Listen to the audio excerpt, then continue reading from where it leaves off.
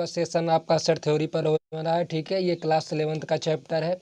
जो student class 12th में पढ़ रहे हैं वो इस वीडियो को ज़रूर देखें, क्योंकि जब प्रोबेबिलिटी पढ़ेंगे तो उसमें इस चीज़ की ज़रूरत पड़ेगी। ठीक है, तो हम स्टार्ट करते हैं। समुच्चय क्या चीज़ होता है ये जानेंगे। ठीक है, हिंदी में से समुच्चय कहते हैं सेट्स को। तो सेट्स जो होता है ये समुच्चय यानी कि सुपरिभाषित एवं सुस्पष्ट वस्तुओं का क्या होता है, समुदाय होता है। ठीक है, ये समुदाय होता है, यानी कि जब हम सुपरिभाषित एवं सुस्पष्ट वस्तुओं का एक समुदाय बनाएंगे, ठीक है, तो वो क्या कहलाएगा, आपका समुच्चय कहलाएगा। यानी कि एक class are collection of well defined and distinct object is known as set. Set के नाम से जाना जाता है।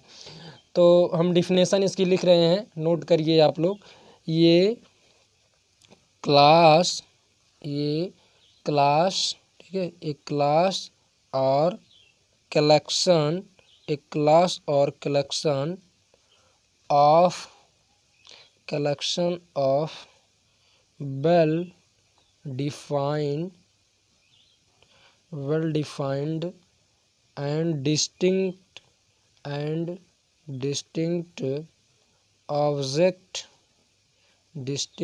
Objects is known as set.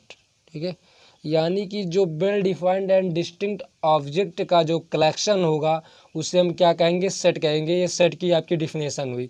Hindi में से हम कह सकते हैं सुपरिभाषित एवं सुस्पष्ट वस्तुओं का समुदाय समुच्चय कहलाता है। ठीक है, ये आपका डिफिनेशन हुआ। एग्जाम्पल लिखते हैं। फॉर एग्जाम्पल हम देखिए, पहला एग्जाम्पल लिखेंगे, class of all even number. ठीक है, all even number is a set. ठीक है, class of all even number is a set, यानी कि जो आपका ये मतलब कि सम संख्याओं का जो समुच्चय होगा यह क्या कहलाएगा, सेट कहलाएगा। ठीक है, class of all vowels in English alphabet जो होते हैं, इंग्लिश के अल्फ़ाबेट होते हैं, उनको लिया जाए, उनका सेट बनाया जाए तो वो भी आपका सेट कहलाएगा। ठीक है, उनका समुदाय बनाने पर वो भी सेट कहलाएगा। ठीक है, तीसरा का एग्जाम्पल हम लेते हैं कि जो सेट नहीं, किसे सेट नहीं कहते हैं। ठीक है, क्लास ऑफ ऑल ब्यूटीफुल। ठीक है, class of all beautiful object या पर्सन्स इज नॉट सेट। ठीक है, ये जो आपका ब्यूटीफुल पर्सन का यदि हम समुदाय बनाएंगे तो सेट नहीं कहलाएगा, क्योंकि ये वेल डिफाइंड एंड डिस्टिंक्ट नहीं है, यानी कि यह सुपरिभाषित नहीं है, ये सेट की अवधारणा में नहीं आता। ठीक है, तो ये आपका सेट नहीं कहलाएगा। ठीक है, तो अब आगे हम क्या करेंगे, नोटेशन ऑफ सेट, यानी कि सेट को कैसे हम प्रदर्शित करेंगे, कैसे इसे लिखा पढ़ा जाता है। ठीक है, सेट की भाषा में इसे कैसे करेंगे, तो आप नोटेशन देख लिए। ठीक है, notation of set, second heading डालिए, नोटेशन ऑफ सेट। ठीक है, नोटेशन ऑफ सेट। तो नोटेशन ऑफ सेट देखिए, सेट जो होता है यूजुअली ये मतलब कि जो ABCD आपके A से Z तक जो अक्षर होते हैं उन्हीं के कैपिटल अक्षरों से इन्हें प्रदर्शित किया जाता है, रिप्रेजेंट किया जाता है। Set are usually denoted by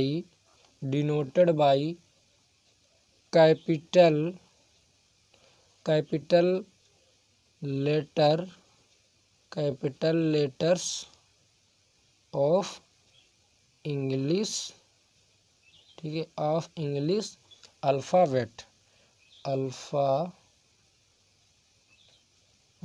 ठीक है, दैट इज ये आपको जो ABCD.XYZ इन्हीं के अक्षरों से हम क्या करेंगे, इन्हीं का उपयोग करेंगे। तो ये कैपिटल सेट जो आपका कैपिटल अक्षरों से प्रदर्शित किया जाता है। ठीक है, अब कोई वस्तु यदि उसमें बिलोंग्स करता है तो उससे हम कहते हैं एक्स सेट बनाए, उसमें जो वस्तु विद्यमान है, उसमें सेट में जो वस्तु रहती है उसे हम क्या कहते हैं कि उसे हम कहेंगे कि यह वस्तु सेट हमने ए बनाया तो हम कहेंगे ये वस्तु जो है सेट ए का अवयव है, यानी कि एलिमेंट्स है। ठीक है, तो object include in the set are known as elements of that set. ठीक है, ऑफ दैट सेट। ठीक है, यदि वस्तु बिलोंग्स करती है, यक्स बिलोंग्स ए, यक्स बिलोंग्स ए यदि यस इस तरह लिखा गया है तो इसे हम क्या कहते हैं, इसे हम इस प्रकार पढ़ते हैं यक्स बिलोंग्स टू ए, इसे हम कहते हैं यक्स बिलोंग्स टू ए, इसे हम पढ़ते हैं यक्स बिलोंग टू ए, या इसी को हम कहेंगे हिंदी में यक्स ए में विद्यमान है, यक्स ए में विद्यमान है। ठीक है, यक्स ए में विद्यमान है। यक्स क्या इंक्लूड है किसमें, सेट ए में, सेट ए का एक ऑब्जेक्ट है। ठीक है, यानी कि ये एलिमेंट्स ऑब्जेक्ट जो उसमें विद्यमान होते हैं ऑब्जेक्ट, उसे क्या कहते हैं, एलिमेंट्स कहते हैं। ठीक है, तो ये आप यक्स जो है सेट ए में विद्यमान है, यानी x belongs to A. X not belongs to A, इसे हम क्या कहते हैं, यक्स डज नॉट, ठीक है, x does not belongs to A, यानी कि यक्स जो है ए का अवयव नहीं है, यानी यक्स ए में विद्यमान नहीं है, इस प्रकार इसे हम पढ़ते हैं। ठीक है, तो ये हुआ आपका सेट के अवयव के बारे में। ठीक है, कि सेट में अवयव विद्यमान है तो उसे कैसे हम लिखेंगे, नहीं विद्यमान है तो कैसे लिखेंगे। ठीक है, यदि यक्स जो है ए में विद्यमान है तो उसे हम कहते हैं यक्स बिलोंग्स टू ए, यदि यक्स ए में विद्यमान नहीं है तो उसे हम क्या कहते हैं, x does not belongs to A. ठीक है, हमने बताया कैसे उसे लिखा जाता है। अब आगे ये सेट को हम किस प्रकार से हम मतलब बनाएंगे, सेट को किस प्रकार से हम लिखेंगे, तो ये जानेंगे। ठीक है, तो method of representation of sets. ठीक है, तो आपकी जो अगली हेडिंग होगी मेथड्स ऑफ रिप्रेजेंटेशन ऑफ, देखिए मेथड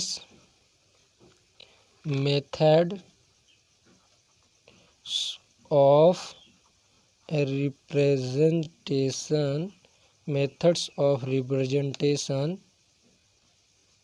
ऑफ सेट्स। ठीक है, methods of representation of set, तो इसमें ये जानेंगे कि किस प्रकार से हम उसे रिप्रेजेंट करते हैं। ठीक है, तो इसके दो फॉर्म होते हैं, एक टेबुलर फॉर्म, एक होता है आपका सेट बिल्डर फॉर्म। ठीक है, तो टेबुलर फॉर्म को आपको कहते हैं लिस्टिंग मेथड और रोस्टर मेथड भी, से रोस्टर मेथड तीन नामों से इसे जानते हैं।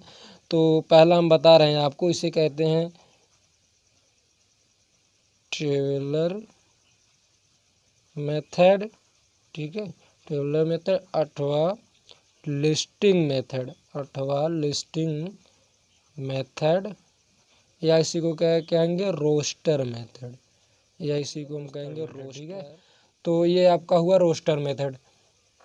अब इसे हम देखो नोट करते हैं, तो इसमें क्या कहते हैं, किस प्रकार से लिखते हैं, इसमें हम क्या करेंगे, जो समुच्चय, इस विधि से हम समुच्चय को प्रदर्शित करने के लिए अवयवों को अल्प विराम से अलग करते हुए मझले कोष्ठक में हम क्या करते हैं, रखते हैं। ठीक है, अल्प विराम रखते हुए मझले कोष्ठक में हम उनको रखते हैं। ठीक है, तो इसको लिख लीजिए, इसको in this form A set is described bye listing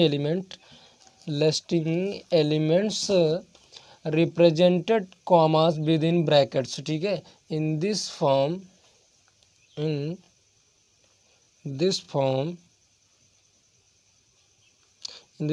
a set is described by listing elements। ठीक है, listing elements separated by commas within brackets। ठीक है, within brackets, ये जो आपका मझला ब्रैकेट होता है, इस ब्रैकेट में हम क्या करते हैं, कामा से सेपरेट करते हुए लिखते हैं। ठीक है, तो हम पहला एग्जांपल लेते हैं, जैसे हम एग्जांपल लेते हैं अभाज्य प्राकृतिक संख्याओं का समुच्चय। ठीक है, अभाज्य प्राकृतिक संख्याओं का समुच्चय लेते हैं, या लेते हैं the set of vowels of English alphabet में भी डिस्क्राइब्ड एज AEIO। ठीक है, इसे लिख लीजिएगा। तो हम अभाज्य प्राकृतिक संख्याओं का समुच्चय लिखते हैं, अभाज्य, एग्जाम्पल फक्त जैसे अभाज्य प्राकृतिक संख्याओं का समुच्चय, अभाज्य प्राकृतिक संख्याओं का समुच्चय। ठीक है, तो अभाज्य प्राकृतिक संख्याओं का समुच्चय क्या होगा, इसे लिखने के लिए ये क्या करते हैं, मझला ब्रैकेट बनाते हैं। ठीक है, इसमें क्या करेंगे, अभाज्य प्राकृतिक संख्या में जो जो संख्याएं आती हैं उनको लिखेंगे कामा से अलग करते हुए, 2 3 5 7 11 3 17 डॉट डॉट, ठीक है, ये आपका हुआ।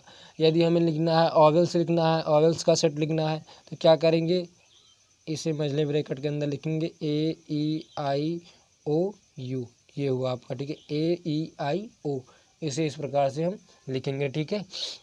दूसरा फॉर्म आपका होता है सेट वेल्डर फॉर्म, दूसरा आपका होता है सेट वेल्डर फॉर्म, ठीक है। इसे लिखिए, या इसे हम कहते हैं गुणविधि या समुच्चय निर्माण विधि, ठीक है। हिंदी में इसी को क्या कहते हैं, गुणविधि या समुच्चय निर्माण विधि। तो हेडिंग डाल लीजिए, ठीक है, गुणविधि या समुच्चय निर्माण विधि। प्रॉपर्टी मेथड अथवा सेट वेल्डर मेथड, ठीक है, सेट वेल्डर मेथड, ये आपको, इसे क्या कहते हैं, प्रॉपर्टी मेथड अथवा सेट बिल्डर मेथड, ठीक है।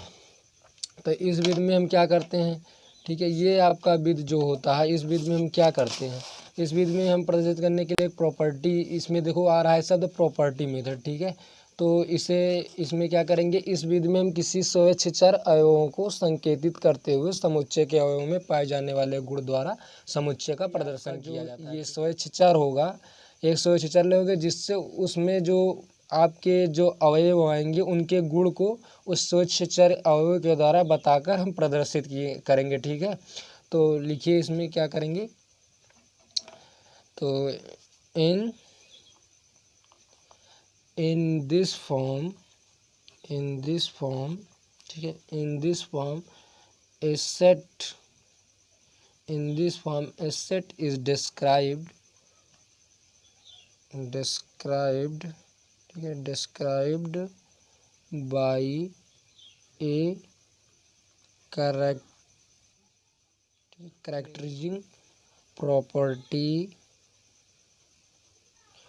characterizing elements px of its elements, px of its elements x, ठीक है। in such a case, the set is described, in such a case described by x such that px, ठीक है, x such that px holds, ठीक है, होता है। या इसे हम करते हैं x such that px holds, ठीक है, इसको इस प्रकार से हम लिख सकते हैं, ठीक है, इस प्रकार से हम इसे क्या कर सकते हैं, लिख सकते हैं। तो हम एक आपको प्रदर्शित करके हम बता रहे हैं, ठीक है। तो एक को हम पढ़ने जान लें, इसे हम क्या कहते हैं, इसे अथवा इसे, ये दो दिया गया है तो इसे कहते हैं को सच दैट, ठीक है, क्या पढ़ते हैं, सच दैट, इस प्रकार की, इसे क्या पढ़ते हैं, सच दैट, इस प्रकार की, देख लीजिए, सच दैट, इस प्रकार की पढ़ा जाता है, ठीक है, इसे क्या पढ़ा जाता है, पढ़ा जाता है। अब पहला एग्जांपल देखिए, ए अभाज्य संख्याओं का समुच्चय, अभाज्य संख्याओं का समुच्चय, ठीक है, ये तुम्हारा क्या है, अभाज्य संख्याओं का समुच्चय। तो इसे किस प्रकार लिखेंगे, x such that, x is prime number, ठीक है, x such that x is prime number, इस प्रकार इसे लिखेंगे। यानी कि एक एक्स चार अवयव लेंगे, ठीक है, एक स्वेच्छ चार अवयव लेंगे, उसी से उस सेट का जिसका निर्माण करता है, उस सेट में जो अवयव के गुण हैं, उसी स्वेच्छ चर से हम क्या करेंगे, उसे हम बताएंगे कि यह इसमें जो एक्स इसमें विद्यमान है उसमें यह गुण पाया जाता है। तो इसमें एक्स में कौन सा गुण पाया जाता है कि ये प्राइम नंबर है, ठीक है।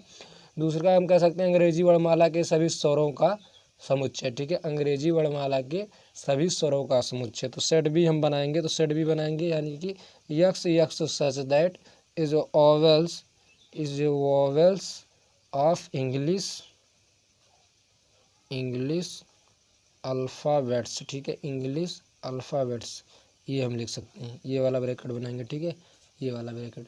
तो ये आपका क्या, इसे हम कहते हैं प्रॉपर्टी मेथड अथवा मतलब कि समुच्चय निर्माण विधि, ये इसे हम कह सकते हैं ये, ठीक है। अब समुच्चय क्या गण संख्या क्या होती है, सदस्य संख्या, ठीक है, cardinal number of sets. Next heading आपकी है कार्डिनल नंबर ऑफ सेट, ठीक है, कार्डिनल नंबर ऑफ सेट, ये जानिए। तो समुच्चय में जो अवयव विद्यमान है उनकी कितनी संख्या है, यही आपकी क्या कहलाती है, कार्डिनल नंबर ऑफ सेट, ठीक है। इसे डिनोट करने के लिए हम क्या करते हैं, इसे डिनोट करते हैं जैसे सेट ए, तो सेट ए के अवयव की संख्या को मार डे ऑफ ए लिख सकते हैं या नंबर ऑफ ए लिख सकते हैं, अथवा इसको इस प्रकार से भी हम प्रदर्शित कर सकते हैं, ठीक है। समुच्चय में उपस्थित जो अवयव हैं उनकी संख्या जो कहलाती है क्या कहती है, गणन संख्या, अथवा उसकी क्या कहलाएंगी, सदस्य संख्या कहलाएंगी। तो ये लिखाने वाली चीज़ नहीं है, लिख लीजिएगा, ठीक है। अब दूसरा आपका है समुच्चय के प्रकार, काइंड्स ऑफ सेट्स, ठीक है। तो समुच्चय के प्रकार को आपको नेक्स्ट वीडियो में हम बताएंगे, तो उसमें विभिन्न समुच्चय हैं। तो यहीं पर वीडियो को एंड करते हैं, और जो आपका नेक्स्ट लेक्चर होगा उसमें फाइनाइट सेट्स, इनफाइनाइट सेट्स क्या होते हैं, ठीक है। उसके बाद समुच्चय के कुछ विशेष प्रकार हैं, जैसे रिक्त समुच्चय क्या है, एकल समुच्चय क्या है, ये सब आपको बताया जाएगा, ठीक है। तो आप लोग सेट को बढ़िया से पढ़िए, ठीक है, बढ़िया से पढ़िए, हम अच्छे तरीके से आपको समझाएंगे, ठीक है। सो